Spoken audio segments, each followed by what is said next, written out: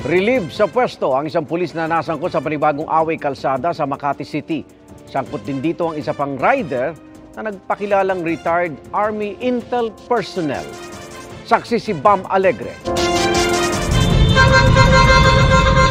Sa gitna ng kalsada, makikita ang lalaki na nakaputing t-shirt na nakaibabaw sa isang rider. Pinipwersa niya ang kanyang tuhod at binti sa rider habang may hawak na baril sa kanang kamay. Maya-maya, tila may kinuha ang lalaki sa tagiliran ng nakahigang kaalitan. Ang viral video na yan kuha noong August 25 sa Osmeña Highway sa Makati. Ayon sa Pasay City Police, tauhan nila ang lalaki nakaputi na kinilalang si Police Staff Sergeant Marson Dolipas. Nagsimula raw ang lahat sa gitgitan sa kalsada. Papasok po siya sa Arnaiz substation under po ng Pasay. Nang bigla na lang siyang ikat ng isang motorcycle rider.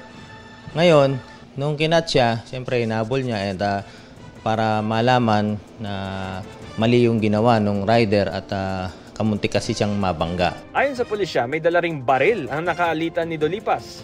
Habang kinokonfronta niya ito at nag-dirty finger pa ito at minura siya, akmang bubunutan siya ng baril. Kaya ang ginawa ng pulis natin, may presence of mind, di nakma yung kamay nito, pambuno na sila. Ngayon, para maprotektahan niya yung kanyang sarili. Nirelieve muna sa pwesto si Dolipas at inilipat sa Admin Holding Unit ng Pasay City Police. Yung totoo rin yung sinabi niya, nakita niya ang baril in plain view, is the duty of police officer yung tinatawag natin na mala prohibita. So once na may nakita, ang automatic na kwan dyan is check-in kung anong authority talaga to possess firearms. Ang nakaalitang rider ng police, kinilalang si Angelito Rencio, na nagpakilala raw bilang isang retired Army Intelligence personnel.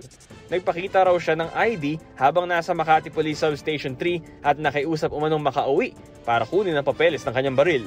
Pinagbigyan naman daw siya ng mga pulis na kinwestiyon ng PNP chief. So pwedeng pakawalan kung makita naman na legitimate lahat yung papel. So yun ang gusto natin makita. Pero yun nga, nakita natin isang ID lang na di ko lang maalala, parang it's not convincing for me. Tinanggal na sa pwesto ang commander ng Makati City Police Substation 3 dahil dito. Sila po ay kakailan po ng administrative charges. Yung desk officer po for negligence dahil hinayaan niya pong umuwi. At dito naman po si Captain Mabait para po sa command responsibility. Ayon naman sa Philippine Army, hindi nila tauhan si Rencio. There seems to be no record. Usually kahit po nag-retire yan, meron po kaming records na pwede namin ma-validate. We do not condone such actions. Bawal po yung ginagawa nila. Makikipagtulungan po ang Philippine Army kung kinakailangan po. Iniimbestigahan na rin ng Southern Police District ang insidente. Ang Land Transportation Office naman, sinuspindi muna ang lisensya ng dalawa at pinagpapaliwanag kung bakit hindi dapat i-revoke ang kanilang lisensya. Sinusubukan pa ng GMA Integrated News na makuha ang panig ni Dolipas at Rencio. Para sa GMA Integrated News, ako si Bam Alegre, ang inyong saksi.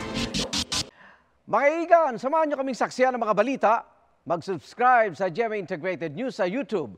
Para sa mga kapuso abroad, samahan nyo kami sa GMA Pinoy TV at sa www.gmanews.tv.